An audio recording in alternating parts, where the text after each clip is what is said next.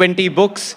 He's been awarded, of course, numerous times for numerous reasons, but also includes the Sahitya Akademi Award for his recent novel, recent book, An Era of Darkness. When it comes to cricket writing as well, he's no slouch. He is the author of Shadows Across the Playing Field, written in collaboration with Shahryar Khan, the erstwhile chief of the Pakistan Cricket Board. And it's again a brilliant book on cricket. So welcome back to the stage. All three of these men will be in conversation with Keshava Guha, who's the moderator for this session. Keshava is a writer and editor. He's the fiction editor of Juggernaut Books in New Delhi. And he's also published a novel recently called Accidental Magic, which is set in Boston amongst a group of adult Harry Potter fanatics.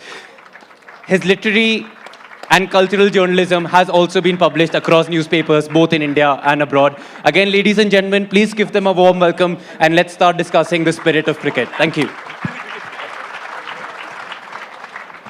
Okay, so we're really in for a treat now, both because we get to chat about something that we all love, and also because we're doing it in the best company. Now, before we start, two of the people on this stage you all know very, very well, but I want to say a little bit about the third. Now, some of you will know him well too, but so cricket support, being a cricket fan, a lot of it is about argument and debate, right? So Murali versus Warren, Gavaskar versus Tendulkar, maybe now Tendulkar versus Kohli.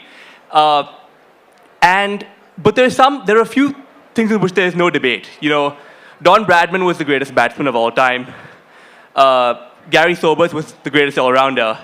And Gideon Haigh is, I think, by universal acclamation, the world's finest living cricket writer. So we are truly lucky to have him here with us in India at Jaipur.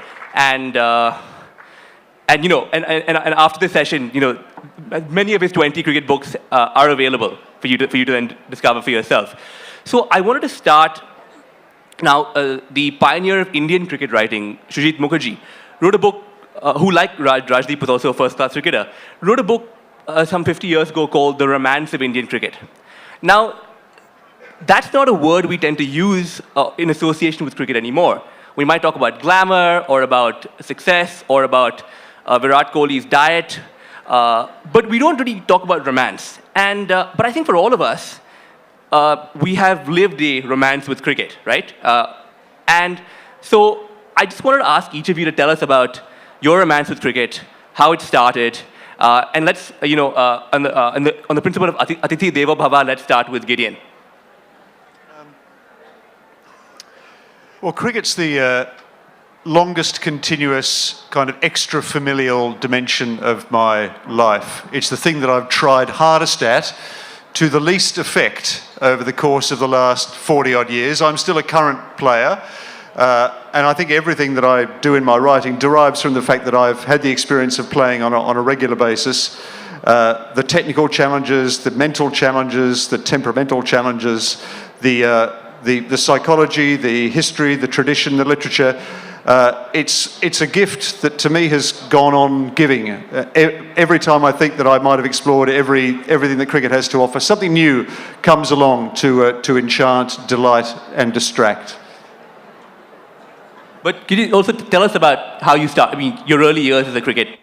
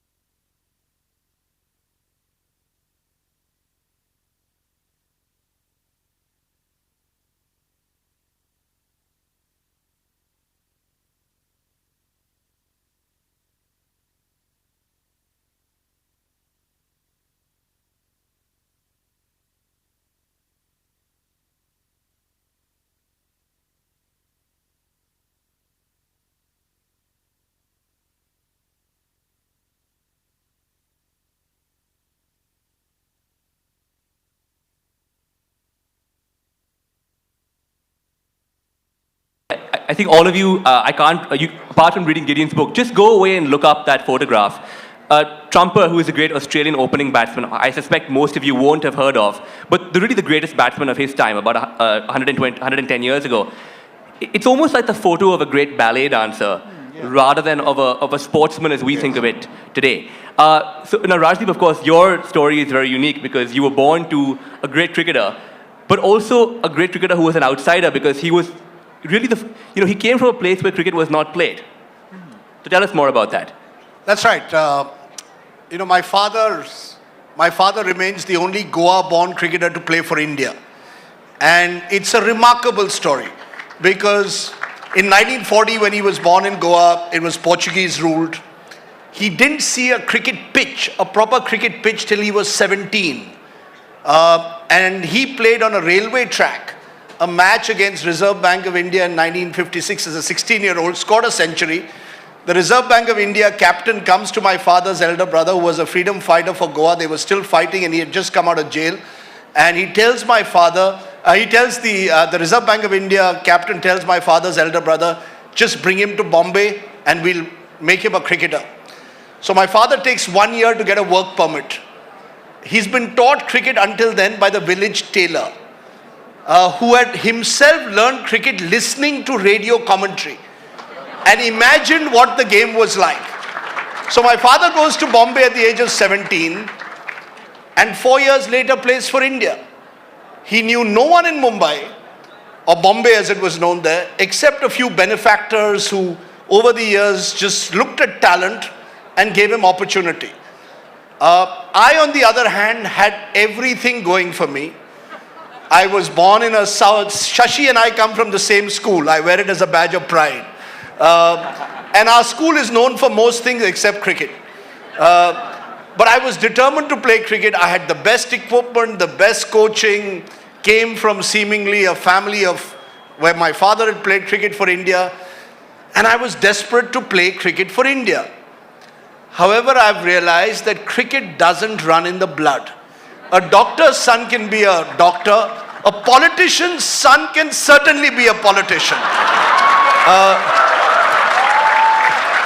And of course, in the party that Shashi comes from, it stretches across generations. But Keshava, I was I think 21, and I was playing this match for combined British universities against Pakistan. And that reflected more on the quality of British universities than any talent that I had. And I was playing a very good Pakistani team, led by the great Imran Khan, and it had this fantastic leg spinner, Abdul Qadir. And for 5 balls, I didn't know what was happening, and the 6th ball, it hit my bat and I was bowled.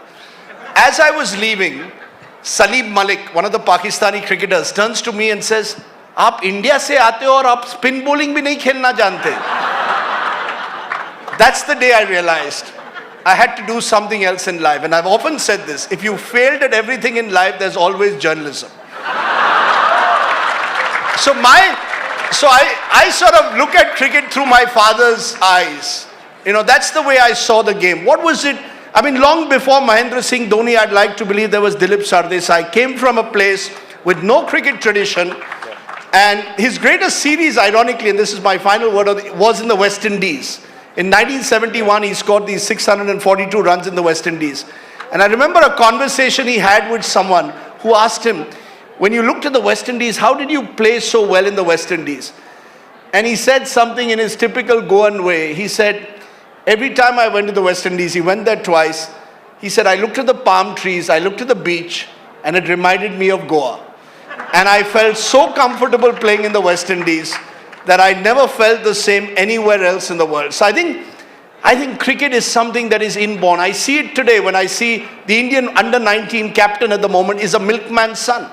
His father used to deliver milk, switched to newspapers so that the son could get so that he could have some time for his son. These are the incredible stories that I think are part of the romance of the game. There is no game like this. Yeah. It is the ultimate meritocratic game, unlike the sport that Shashi plays now. Yeah. So in his wonderful book, Democracy is 11, I mean, Rajdeep makes this point very eloquently that it's not like in India, maybe the most meritocratic institution is the cricket team. And even even not even the national team. Rajdeep and I are on opposite sides of a fierce rivalry between Mumbai and Karnataka, right? But the Mumbai Ranji Trophy team, the two greatest batsmen produced by Mumbai, and you could say by India, Gavaskar and Tendulkar. Gavaskar's son had to move to Bengal in order to play Ranji Trophy, and Tendulkar's son, he's not going to get a place in the Mumbai Ranji Trophy team on the basis of lineage. So it truly is a meritocratic institution. Now, Shashi, I think, like most of us here, your relationship to the game is as an enthusiast, as a lover of it. So tell us about that. Well, first of all, just a disclaimer that all this reference to generations, for those of you who don't know, I have no politician up or down my family tree. Okay? I am here as a representative of the meritocracy he's talking about. Anyway. Which is why I keep saying he should be the Congress president. All right, now come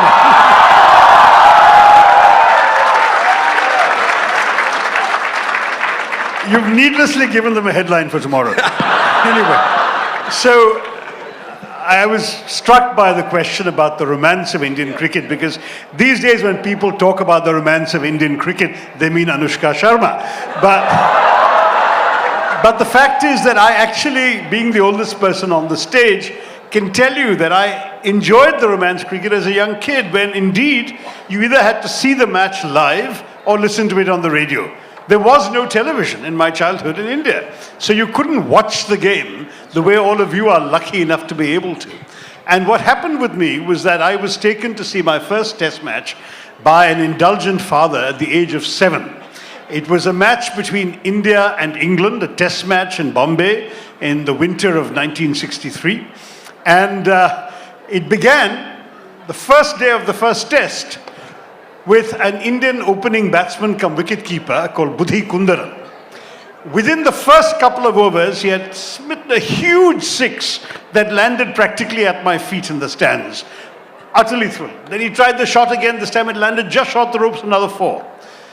Within 4 or 5 overs, he was 16. He went for another big one, skied it up into the air. As it came down, there was an English off-spinner called Titmus in the covers who caught it. But while the ball was coming down, he was running. As the ball was caught, he threw his bat up into the air, continued running, caught the bat as it came down and ran into the pavilion. I was hooked for life. I said, this is my sport. What a game. Budhi Kundaran was he looked like a West Indian, played like one, behaved like one. And he had just the previous year scored 192 as an opening batsman against the England test side in something like 3 or 4 hours of batting. And in those days, especially in the early 60s, when cricket was relatively turgid because nobody wanted to lose, and the average run rate was about 1.2 runs and over, to do that kind of thing, have Kundaran was an absolute revelation. And in fact, ironically, he had to fight for a place in the side against an equally flamboyant and dashing keeper in Farooq Engineer. So I watched pretty much all the Bombay test matches of the early 60s until we left Bombay in 69. I saw, for example, the Australians in a test match we won the following year. Then I had the extraordinary experience of watching the West Indies in their pomp, by far the best team in the world at the time. Clive Lloyd making his debut, scoring 82 and 78 not out, and taking catches in the slips that I couldn't believe. We had Dilip Sardesai in the slips in that match. In that match, absolutely. And then you also had Gary Sobers, who was, as I think Keshava said, the best all-rounder in the world, who could open the bowling if he needed to, though he had Hall and Griffith, the 2 best fast bowlers in the world. But he could open the bowling and bowl fast or medium fast, fast-medium rather, left arm cutters. And then he could suddenly switch to bowling delectable left arm spin with the occasional googly thrown in. Just an extraordinary, and a great slip fielder, cover fielder, you name it, he could do it. Plus, for the longest time, he held the batting record for the highest number of runs in a test innings, 365. So you can imagine with all of this, I was a fan, I was an enthusiast. As far as playing is concerned, as a child, I really wanted to play cricket very badly. And that's exactly what I did when I grew up. I played cricket very badly. So I ended up not doing very much of renown. In fact, in my St. Stephen's College time, we had a young man called Arun Lal playing for us. We had a Delhi Ranji Trophy player called Praveen Oberoi. And in my final year, a young man called Ramachandra Guha joined us and bowled extremely good spin for the St. Stephen's College cricket team. There's no question of any ordinary mortal competing with these legends of university sport. And then when I was working in other places in the early 80s and I still felt young enough to risk it, I played weekend cricket for teams like the Singapore Polytechnic and in Geneva for the Centre Européen de la Recherche Nucléaire, where a hefty six could dent the world's largest proton synchrotron accelerator. But most of us really went because the teas were fantastic. So anyway, that's my romance of cricket, and I've continued. So, I think it's a little unfair what you say about Anushka Sharma, only because, lest we forget, the romantic era, the romance of Indian cricket, before there was Anushka Sharma, there was Sharmila Tagore, right? And no person embodied the romantic era as much as Mansur Ali Khan Pataudi, the Nawab of Pataudi, as he was previously. Again, a great chapter about him in Rajdeep's book. And he's someone who I think the older, younger generation may not really know very much about, but probably the most extraordinary personality, I think, in the history of Indian cricket. One of the most extraordinary in the history of all cricket. One difference between Sharmila Tagore and Mansur Ali Khan Pataudi and Anushka Sharma and Virat Kohli is that there was no social media or 24/7 TV. So Sharmila Tagore says that they could actually go to a movie, hold hands, and get away with it. Today, poor Virat Kohli takes Anushka for a movie. I mean, what hope does he have in hell? There'll be cameramen following him, there'll be memes all over the place. So I think the notion of privacy. But you remember the glossy magazines were there, and Sharmila Tagore recounts the story of the bikini snap. That's right. So Pataudi was touring. So the story is that Sharmila Tagore's film was Evening in Paris, and she was dressed in a bikini in that film. There's that famous song where Shami Kapoor is on the helicopter, and she's trying to, so there's that, and she's dressed in a bikini, and it went on the cover of Filmfare. And Sharmila Tagore was very worried as to how, I think they were about to get married, and was very worried as to how Pataudi's family would look at that picture of her in a bikini on the front, on the cover of Filmfare. And she rings him up worryingly, and he says, "I'm sure you're looking good." Now, I don't know whether Virat will say the same. He probably will. But I think, that's the big difference, I think, between cricket then and now. Then they were, they could afford to have a private life and not be seen, not be constantly monitored in the way they are today. Look, Rajdeep, in those days, they could afford to go to the cinema. These days, they can afford to build their own private cinema at home, right? So cricket has changed in more ways than one. So which actually leads me to my next question, which is that you all grew up in a very different era of cricket, right? So I think certainly Rajdeep and Shashi, and you started watching cricket before the Packer revolution, before the rise of television, before one-day cricket, certainly way before T20. And Gideon, how have you sustained your relationship to cricket as it's become an almost unrecognizable sport? Or would you contest the idea that it's become an unrecognizable sport? Well, of course, my relationship to the game has changed. I'm now, part of the game. I'm reporting on the game. I'm not simply a fan. I'm not simply a participant. I've got a different kind of status. I do find it immensely rejuvenating and reassuring to go back and play it, to be reminded of the exquisite physical sensations that are involved, to remind myself constantly of the good comradeship that there is in a cohesive cricket team, to remind myself that fundamentally it's a player's game. It's a game where the action takes place a long way from its spectators. I know that television bridges that gap very successfully, but there is something about the intimacy of the relationship between batsman and bowler and fielder, the elaborate dance that they perform to one another's tune, that is intrinsic to them, that can't really be successfully communicated. Try as we do as writers to take ourselves inside players' heads. There is parts of the game that are inaccessible even to the closest observer. And I find every time I feel disaffected or disillusioned with the direction of the game, every time I feel as though it's corrupted or debased or heading in the wrong direction, I go back and I simply play it, and I emerge feeling a foot taller. I can go to a cricket practice or a game at my club with the weight of the world on my shoulders, and somehow cricket has a wonderful way of just clarifying everything. It makes you incapable of thinking about anything else, and you come away wondering what on earth it was that you were worried about in the first place.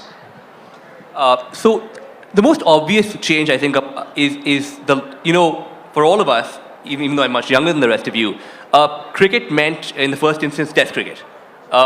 Game played with a red ball over several days, or first-class cricket, you could say. A game played with a red ball over many days. And many academics, sociologists and others theorized about how Indians took to cricket because it mimicked the pace of Indian life. Well, then T20 arrived, and it pretty clearly, that original thesis made no sense, because Indians took to T20 like they had with even greater enthusiasm than they had taken to first-class cricket. So now, how do you feel about the change, about the rise of T20? Let's Rajdeep, I'll start with you. Is T20 cricket, or is it a different sport? Look, at the end of the day, there's a bat and a ball. And the talent crosses generations. I mean, this is a baton relay, where one generation is handing over to the other. I mean, this is the country which threw up a C.K. Naidu, then you have a Lala Amarnath, you have greats in every generation. And I don't believe that a great player in one generation would not necessarily have been a great in the other. So the game, in terms of the overs, 20 overs versus a 5-day match, may have changed. But talent is something that remains forever. That exists forever. For me, the game is not about T20 Test cricket. It's about the Maidan.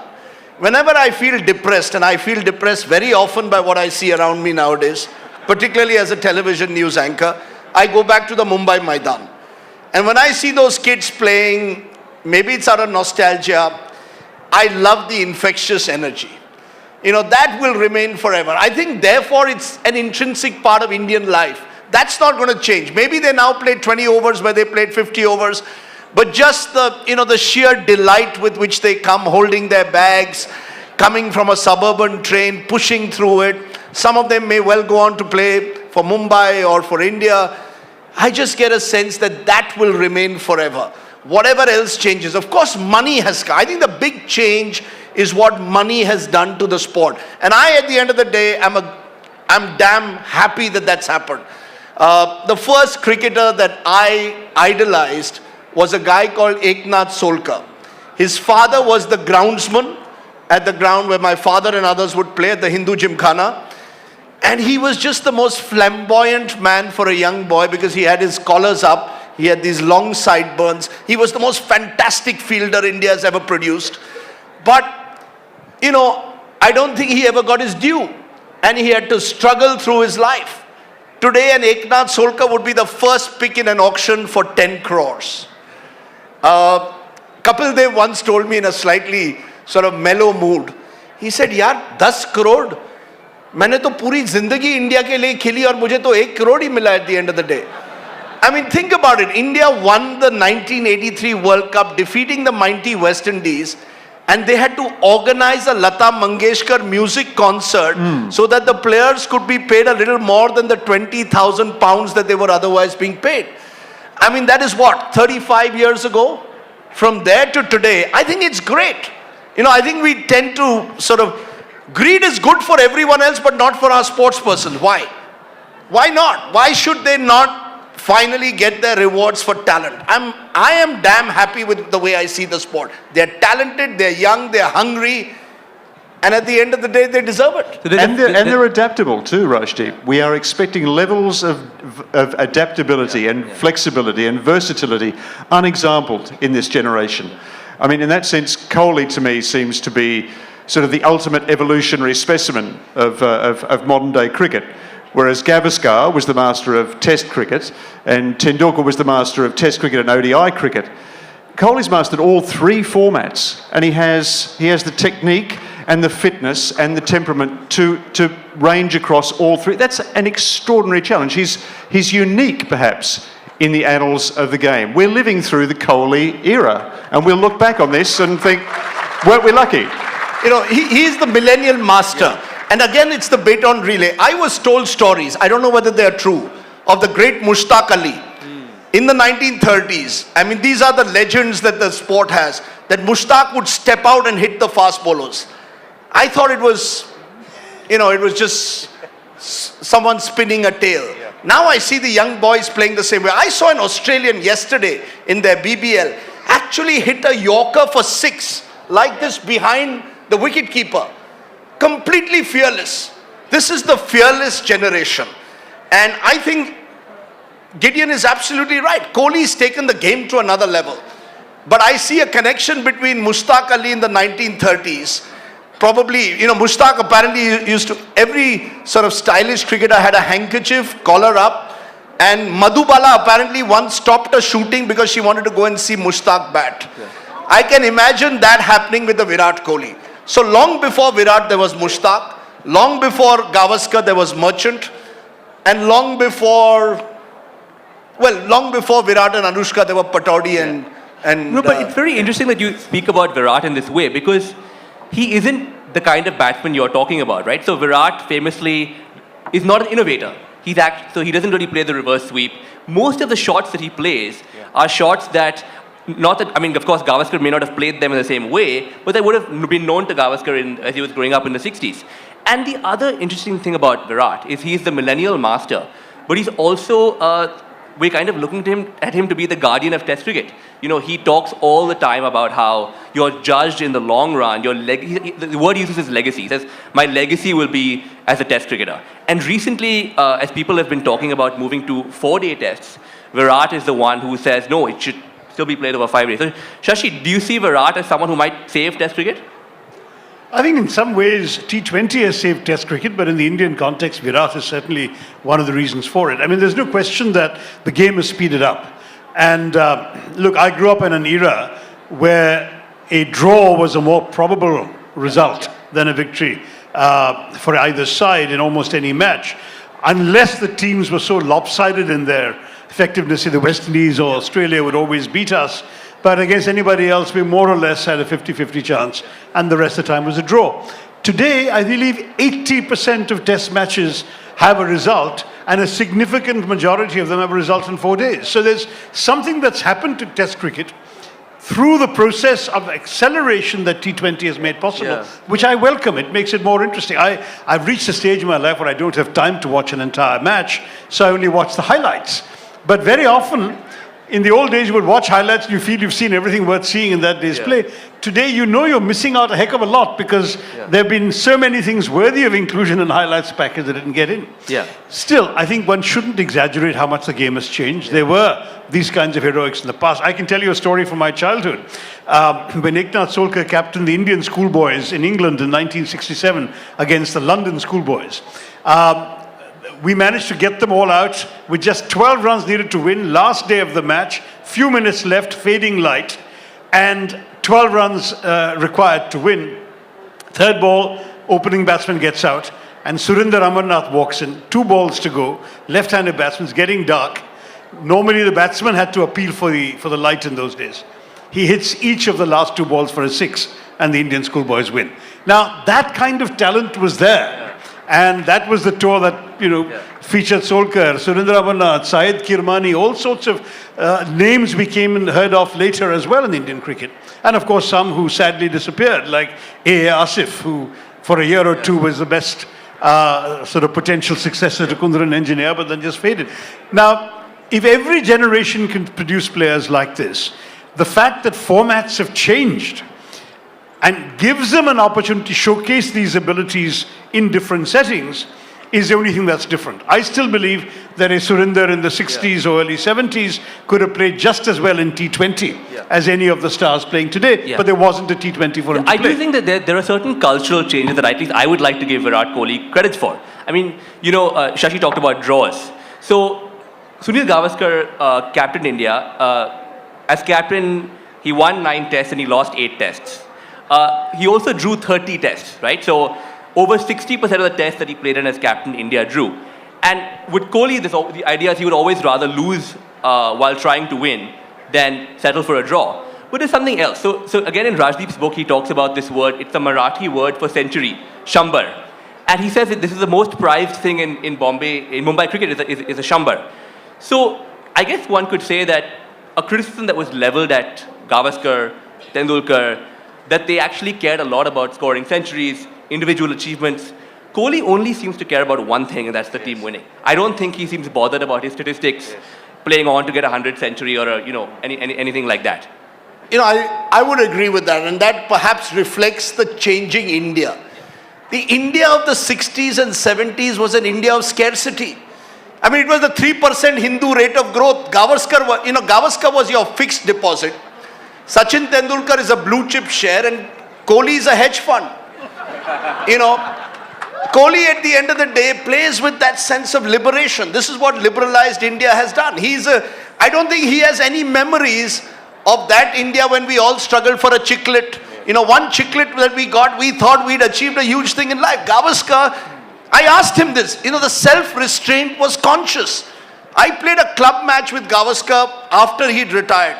He could hit the ball. He scored a century in 60, 70 minutes. So I asked him, why didn't you do it when you were playing for India? He said, I was fearful that if I got out, what happens to the rest?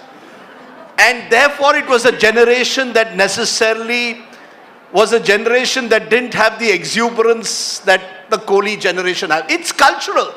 And therefore, I think, let's not, again, it would be unfair, therefore, to compare cricketers across generations. Play Gavaskar in a T20. Tell him that if you're going to score a century, you're getting a wristwatch. For every century you score, the bugger will score 100. He was determined. And I'll give you a small story. We once played in Mumbai, in club cricket. He was 40 by then. We were playing his old club, Dadar Union. And he'd had a problem with the club, some dispute. And he suddenly tells me, I want to play tomorrow's match. I said, sure. I was captaining him. My undying memory of life. And I asked him, sir, they scored 250. And I asked him, sir, what number would you like to go? He said, you tell me. I said, sir, is number 4 okay? Fine. Typical Indians, we lost 2 wickets for 5 or 6. So he was virtually an opener. He was 40. The first ball that other bowler bowled was a bouncer. And he sort of ducked. And I went up to him and I said, all okay? He said, leave me alone. He scored 80 not out. He won us the match. At the age of 40, 42. These are champions of their era. So I think the worst thing we could do is compare. But I think culturally, the Kohli generation, you're right, looks at the team first. The Gavaskar Tendulkar generation, in a sense, was brought up to sort of believe that the entire team was dependent on an individual. So I think Kohli's changed. He's changed the rules of fitness. Yeah. The only thing I miss, Keshava, is the roly-poly cricketer. My dad, for example. Terrible fielders, but they loved, Bishan Singh Bedi. You like the idea of a cricketer who could play with a slightly. You don't want everyone to be a Novak Djokovic on a tennis court. What Kohli's done now, Kohli's done what I say Modi's done to politics. He's to elections. He's made it more competitive. You want to play for India, you're going to have to be super fit. You want to defeat Modi at election time. I'm sort of pumping up my book on the elections, but that's the story, which I found in the elections. Modi's changed the rules for elections. You can't just saunter in as the old Congress would 1 month before an election and believe they would win. Elections are 24/7. All right, okay. Okay, this is... Okay, let's take it back. One question for Rajdeep, since you're so fond of Mr. Modi. Who's demonetizing Indian cricket? No, 1 second. I'm going to hold it right there, guys. This is not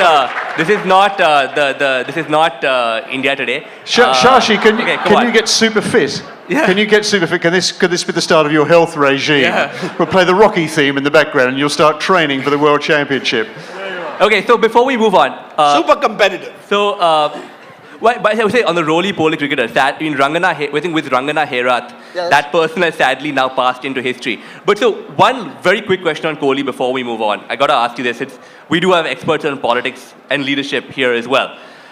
So in Rajdeep's book, you say quite openly that Kohli and Kumble was basically 2 alpha males in one room that could only take one.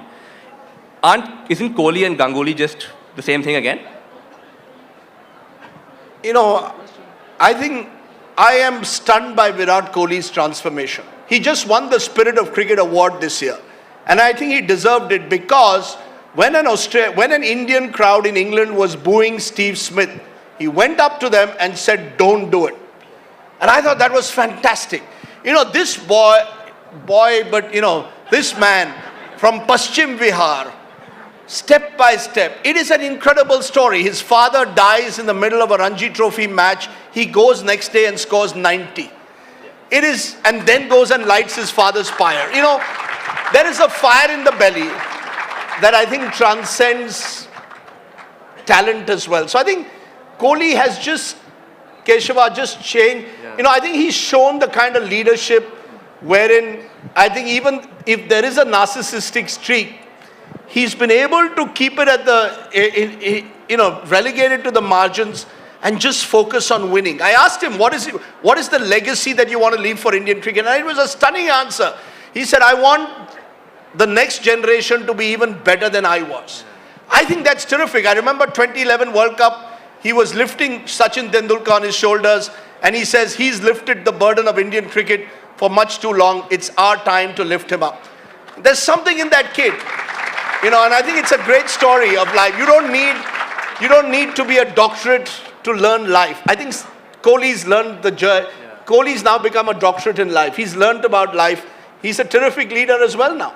So we're about a mile as the crow flies from the Savai Man Singh Stadium, where the greatest cricketer that I ever got to watch by, I think, some distance, practiced or played for many years. And Gideon has written, I think, the best book on Shane Warne.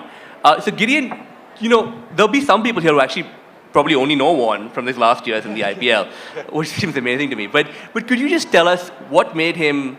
Because I think he might be the greatest cricketer that you saw as well. So what made this guy so compelling, both as a cricketer but also for you as a writer, as a subject?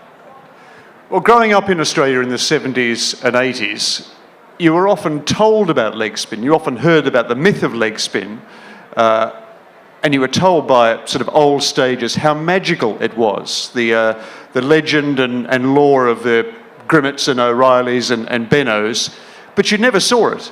You never saw it. You never saw it. If you saw a leg spinner in a club game, he was the guy that you smashed out of the attack. No one ever thought that a leg spinner could bowl, and everyone thought they'd seen the last of leg spin at international level, despite the feats of Abdul Qadir. And What then about all Bob of a sudden, Holland and Terry Jenner and people like that? yeah, they were good middling leg spinners who couldn't live up to their antecedents. They were battlers. They wouldn't have got into a good club side in No, they Mumbai. played for Australia, these people. Yeah, so Australian spinners would not get into a good Ranji Trophy team No, in this country. no. Australia has produced a lot. So, Yeah. except for the great Warne, I can't think of an Australian spinner, and now Nathan Lyon, who would perhaps I walk think into an Indian team. Stuart McGill probably. Yeah, at a Stuart certain McGill, time. definitely. Yeah. But what I want to convey is that we heard about leg spin, but we didn't believe it. We didn't believe that it was still possible. And then all of a sudden, one day, this chap rolls in. It looks like he's come straight off the beach with his peroxide blonde and his dumpy middle, and all of a sudden, leg spin is exactly what they told us it always was, a kind of a species of magic, the most extraordinary and challenging of skills, executed so beautifully and so artlessly by someone who seemed to be completely in control of their art and their art completely in control of them, but their personal life to be sort of out of control of either factor. And adaptable in almost every conditions. Of course, his record in India is a chink in his armour. I don't think he ever toured here at the peak of his fitness or in circumstances that were conducive to him exercising the same degree of control as he did in Australia. But you only need to look at the fortunes of other visiting spin bowlers in Australia to see just how difficult it is to make an impression bowling slow down under. And he did it so consistently and with such an air of theatre and such an air of and such a charisma on an almost daily basis, and never lost the appetite for the game at the same time. No matter how chaotic his personal life was, the minute that he took the field, he looked like the master of all occasions and equal to any contest. I feel very fortunate. I've mentioned before living in the Kohli era. I feel very blessed to have lived in the Warne era, to have seen what leg spin was all about. I imagine that we're likelier to see another Bradman than we are another Warne. And, on to Gideon's point about Warne and India, Warne had a brilliant record against both Pakistan and Sri Lanka, whom he played when he was fit. And so if the idea that he he was very good against good players of spin. So before we open up to questions, so Shashi, you wrote a book a little over a decade ago called Shadows Across the Playing Field, along with Shahryar Khan, former Pakistan Foreign Secretary and head of the Pakistan Cricket Board. Now, it seems amazing that, firstly, that you could write this book, because today, now this is less than about a year after 26/11, and today, if Shashi were to write that book today, you know, he would have 2 million tweets and 200 news anchors calling, not Rajdeep, but 200 other news anchors calling him anti-national. So it seems amazing that you were able to do that. And the other amazing thing is that we have an entire generation in Pakistan who have never grown up watching cricket at home. And we have an entire generation of Indians who have grown up only watching India-Pakistan cricket at World Cups. So they think India never loses to Pakistan, which is you know, something that people with longer memories certainly remember. So will we ever see India-Pakistan cricket again? You know, it's a tough one, because I certainly am a believer in playing with other teams, irrespective of the country's politics. But the India-Pakistan relationship has now become so toxic that I don't see an Indian government at the moment, either the present one or an alternative one, likely agreeing to give consent to the board for an India-Pakistan bilateral series, either here or anywhere else. Now, I think that's wrong and unfair, because I believe that we are making cricket bear a burden that we don't do in other areas. We haven't cancelled all trade with them. In fact, for the longest time, we had most favoured nation status given to Pakistan while we weren't playing cricket with them. We still had high commissioners in each other's countries, but we weren't playing cricket with them. Now, of course, we don't have either of those. We've scrapped the trade deal. We've also cancelled we've withdrawn our high commissioner. So today things are really bad. It's not even a theoretical possibility today. But I'm just saying that we're expecting cricket to bear a burden that other things are not. Still, the emotional aspect of this is such that I would argue that cricket will now only become possible when there is a political thaw between the two countries. It's not going to be the other way around. We're not going to a situation where, because of cricket, the two countries become friendlier.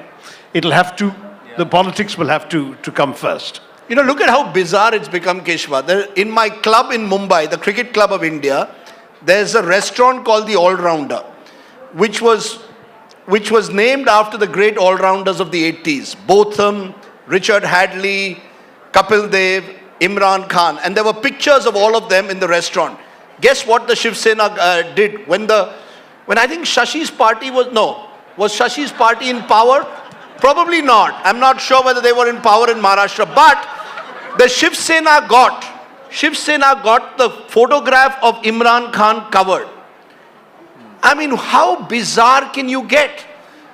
What has Imran Khan, the cricketer, got to do with Imran Khan, the politician? You are celebrating Imran Khan, the cricketer, in that place called the All-Rounder. Please attack him politically, demolish him politically, but do not allow your prejudice, hatred against Pakistan to color Imran Khan, the cricketer. To my mind, the match that I remember was 1978. I went as a kid, I was 13. I used to go, it was a 5-day test match. It was a super Pakistan team. I went every morning 9 a.m. to watch the players practice. We beat Pakistan. It was the most fantastic 5 days that I remember as a 13-year-old. My father invited some of the Pakistan team to come home. And I used to live in this building, you know, this cooperative society with 120 flats. The moment the girls in my building heard that Imran was coming, they had surrounded my entire house. From there to today, to the point where you cover up his photograph in a restaurant. This is the petty-mindedness that comes through our politics. Please attack him politically. Do not discredit or discolor Imran Khan, the cricketer. He was a great cricketer of all time. And I think we must learn to appreciate that. You don't want to play Pakistan? I think it's a huge loss. I would love to play Pakistan, particularly now when we have a better team, and smash them every day, day after day. That's what we should do, right? So, Rajdeep, I agree with you totally on that. But there is one thing we can't escape, which is that actually, as I demonstrate in my book, cricket and nationalism were deeply entwined in Pakistan. It was no accident that Ayub Khan conducted a coup and became the chief martial law administrator. He also made himself president of the Pakistan Cricket Board. And there was this very, very determined effort to build up Pakistan cricket as the embodiment of this not India nationalism that Pakistan was all about. Now, I'm not today disagreeing with the point you just made, which I share and have made myself in articles, but I'm just saying, let's not completely close our eyes to the fact that politics has been a factor, and particularly when India-Pakistan cricket is concerned, it is a factor. There was actually also an issue when India played Sri Lanka during the Civil War, in which many politicians in the South said, how can you play these people when they're killing Tamils every day? But so these issues will come up because of the immediate emotive connection. No, but defacing a poster, you know, I agree. That's outrageous. No, 1 minute. I'm not supporting that. 1 minute. Shiv Sena even vandalized the pitch on the 5th day of the match. They're your coalition allies in Maharashtra. At least stop defacing. I agree. Stop defacing. Okay, But Gideon was going to say something. I was going to say, in your book, Shashi, Shadows Across the Playing Field, you wrote an essay about the IPL, where you talked about how the mix of nationalities in the Indian Premier League was taking the edge off some of the chauvinistic aspects of cricket support. I think the expression that you used was that the future, the IPL is the future. There is the past is no impediment to the future of IPL.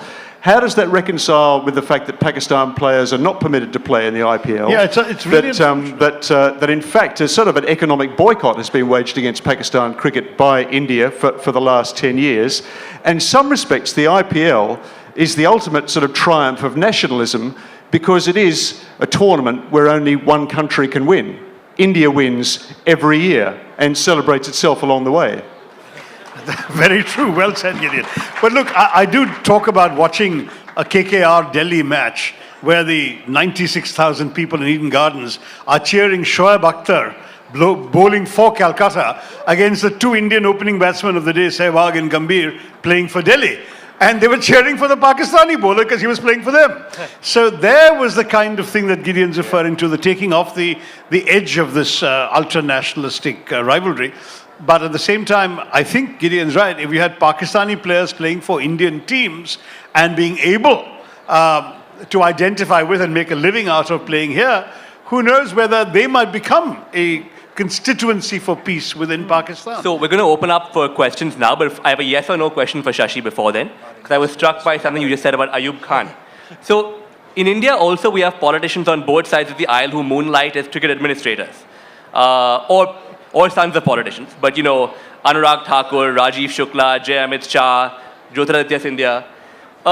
So yes or no, would you agree that politicians should stay out of cricket? No, because there goes my chance now that I've become a politician. But no, I think the Lodha committee has now made it impossible, so it's out of Well, not for sons of politicians, but not for sons of politicians, or daughters. Or daughters, that's right. Okay, so as many of you know, cricket doesn't have rules, it has laws. So just very briefly on questions, please, many people want to ask questions. Keep them brief, and one question, no comments, just one question, no follow-ups. Yeah, you're right there. Yeah, good evening. I'm Amrit, and since we're talking about spirit of cricket, I want to talk about the role of sledging. So, I mean, growing up, we have witnessed battles like, say, an Akhtar versus Tendulkar, or an Amir Sohail versus a Venkatesh Prasad, where there were words exchanged on the field, and people really enjoyed those battles. And in the heat of the moment, you know, it was good to watch, and there was no. But right now, with the evolution of stump mics and a greater scrutiny is given there, and there's a lot of, I find it really strict punishments are imposed on such players. Like if you see... So what's your take on... Thank you. What's your take on that? So Gideon, sledging is often seen as an Australian art, right? So what do you think? Yeah, it's disappointing to be identified with that. You know, England invented the googly, and Sri Lanka invented the doosra, and we invented sledging. That's hooray for us. Not to mention sandpaper. To me, it's curious that the stump mics existed for almost 30 years before there was any decision to turn them up so we could eavesdrop on the players. There was no particular demand to do so. In fact, there was a bit of a respect for the players' privacy. And it seemed as though there was no particular public desire to hear what the players were saying. In some respects, it was richer and more exciting when we imagined what they were saying. If you recall that famous remark that's attributed to Steve Waugh during the 1999 World Cup, after Herschel Gibbs dropped him in the last of the round robin games. Herschel, you just dropped the World Cup. Of course, he said nothing of the kind. It's a myth that's grown up. Wouldn't have been disappointing if we'd heard what he'd actually said, which was "tough luck, Hirsch," or something like that on the stump mics. So in some respects, I like the fact that that distance between the player and the spectator. It allows scope for the imagination to operate. And from a journalistic point of view, I find it disconcerting that a lot of journalism seems to me to be being reduced to the role of stenographer. We're simply transcribing what the players are saying and reporting it as news, when in fact, of course, all the home viewers have already heard it. But it does seem to me that any time there's a kind of a collision between romance and the priorities of the mass media, it's a foregone conclusion who will win. Yeah, right, woman right there. Yeah.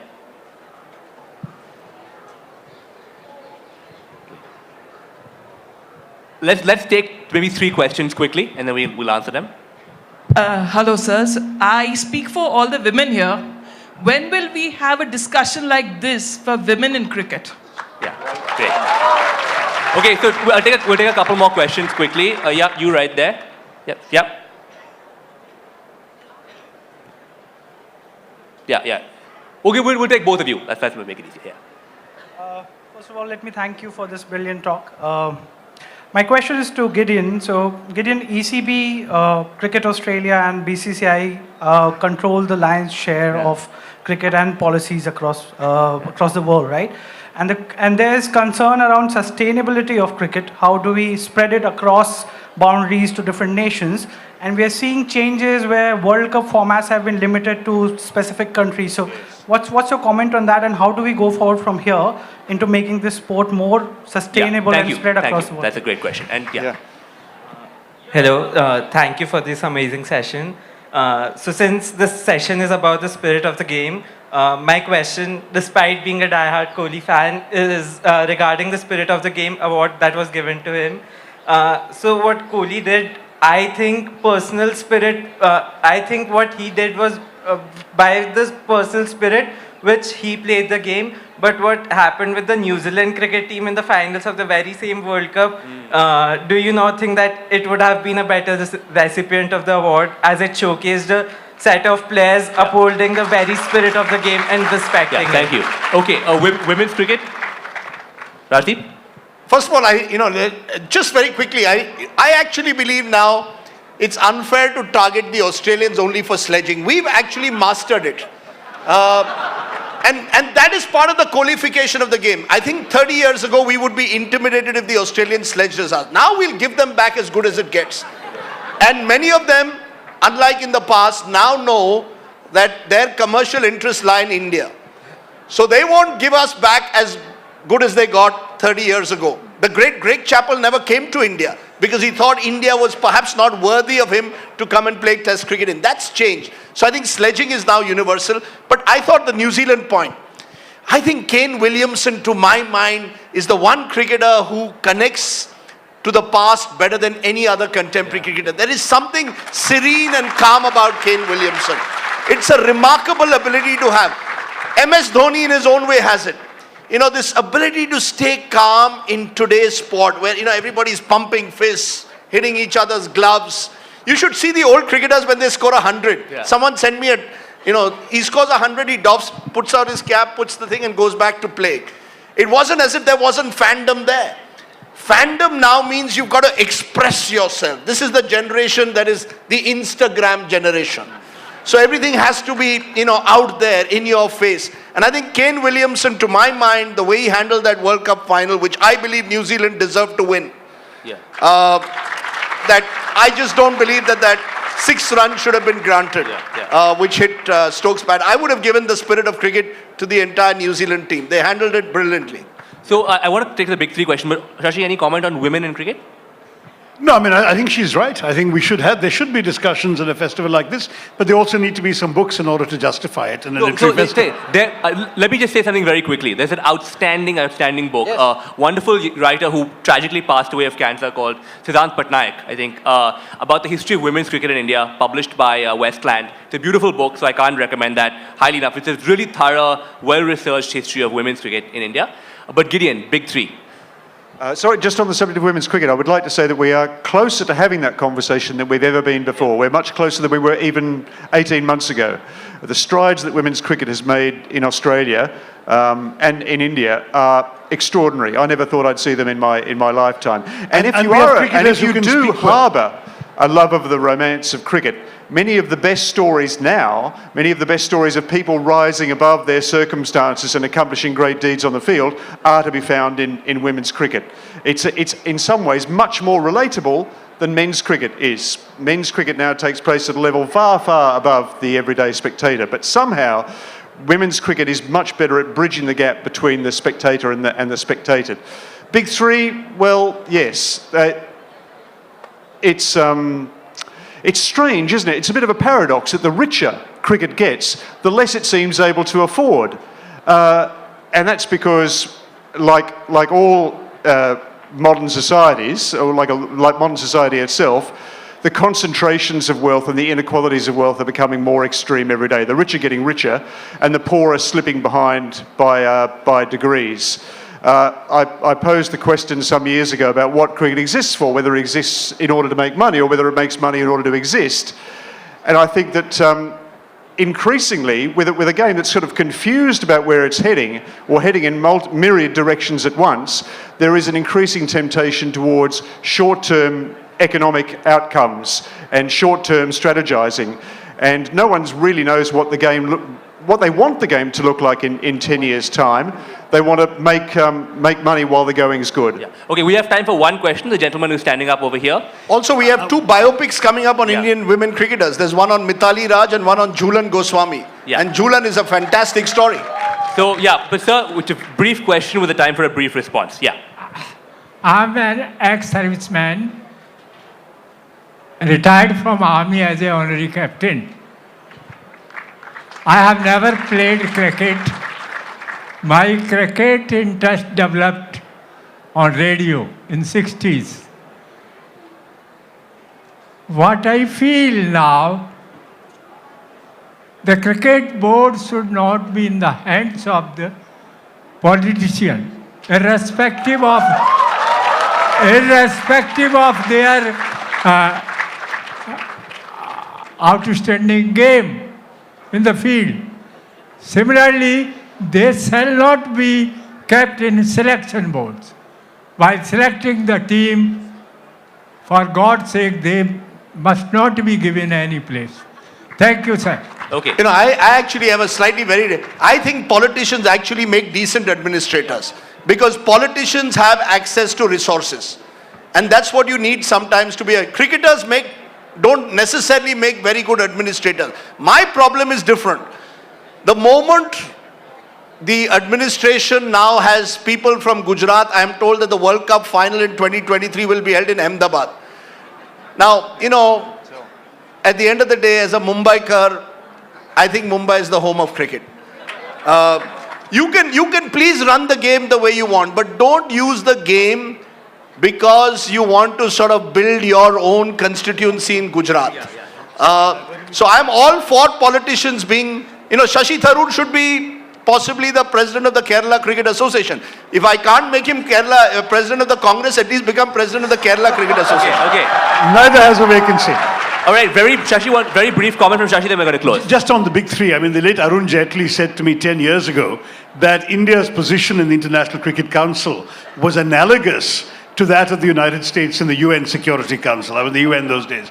Now, what's interesting is it took an Indian president of the ICC to trim India's power down and to reduce the revenues and benefits that are coming to India so that India's clout is no longer quite that dramatic. So in a curious way, there have been attempts to, if you like, democratize against the big three. But undoubtedly, any sport like this, which is only played at a serious level by a handful of countries, there's going to be a certain dominance where the audiences are, because where the audiences are, where the television revenues come from, and that combination is what gives the big three the clout they have. On that note, we're going to wrap up. But you know, one of the wonderful things about cricket is its books, and so please do go and check out all three of them have wonderful books that are available here that I personally can't recommend highly enough. So thank you.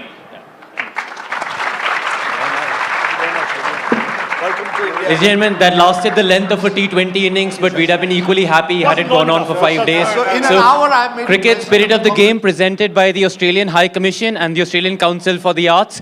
Big thank you to them again, and credit for a civil discussion between Australia and India on cricket, ladies and gentlemen. We have a book launch coming up very shortly. We're going to go straight into that. All three authors, apart from Gideon, unfortunately, who has a flight to catch, will be at the Z kiosk for book signings.